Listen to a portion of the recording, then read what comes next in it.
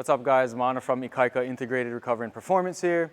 Today I'm going to show you guys how to deadlift. Now before I show you guys how to deadlift, I want you to know that this is not for people trying to break world records or compete or anything like that.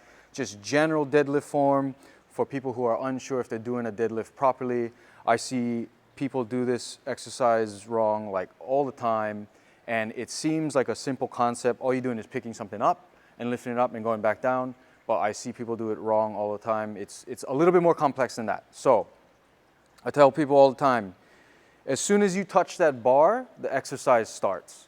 And you gotta think strong, strong, strong, strong, strong from head to toe the whole time. So to set up, we're gonna get our feet right under the bar. Now we want the bar as close to our body as possible. The farther out the bar is, the more torque on that lower back, that axis of rotation you're gonna have, okay?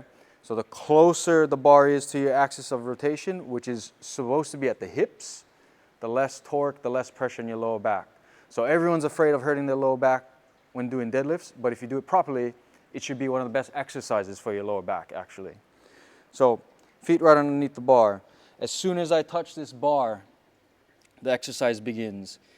Now from here, I kind of like ratchet in my elbows and tense up my lats. Because if my lats and my arms are just soft, then as I come up, I'm gonna roll everything forward, my body's gonna round, and then all the pressure goes to the joints in the lower back.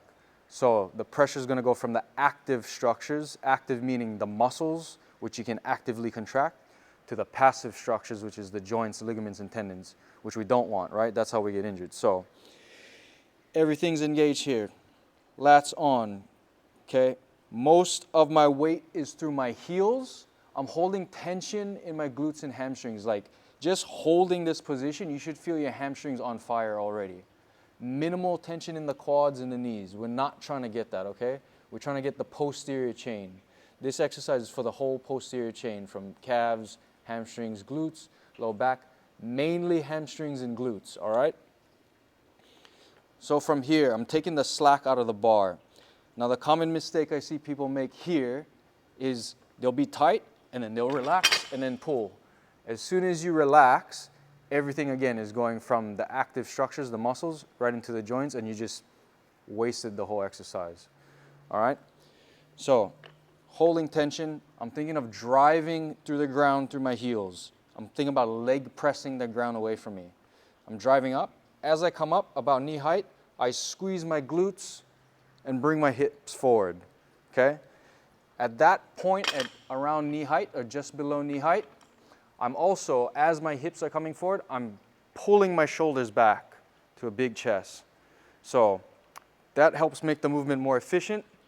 You use less energy and you're not using your lower back, all right? Like you're gonna have some pressure in your lower back because it has to hold an isometric contraction. But it shouldn't be dominated by the lower back. So again, as soon as I touch the barbell, the exercise starts. Tensioning through the lats, tension in the hamstrings and the glutes. I'm driving up to the floor, bars as close to my body as possible. At this point, hips come through, shoulders back, and I'm upright. Now, from here, we're not just dropping the weight down. I tell people, this is only half the exercise. The other half is lowering it. So we're gonna reverse the movement. We're gonna hip hinge back, tension in the hamstrings and glutes, more pressure on my heels, keeping the bar close to my body, and back down. So if I'm doing it for reps, it should look like this.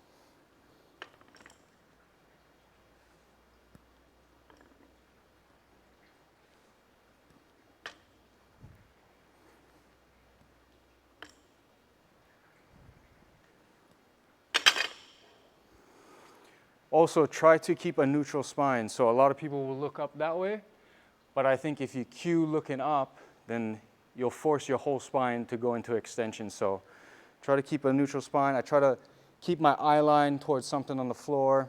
That way, everything from my neck to my lower back is in one plane, neutral alignment, no bending or flexing at the spine. Movement occurs at the hips, all right? Hip-dominated movement. So if I bring my hips through, I'll become upright. And then that's our deadlift.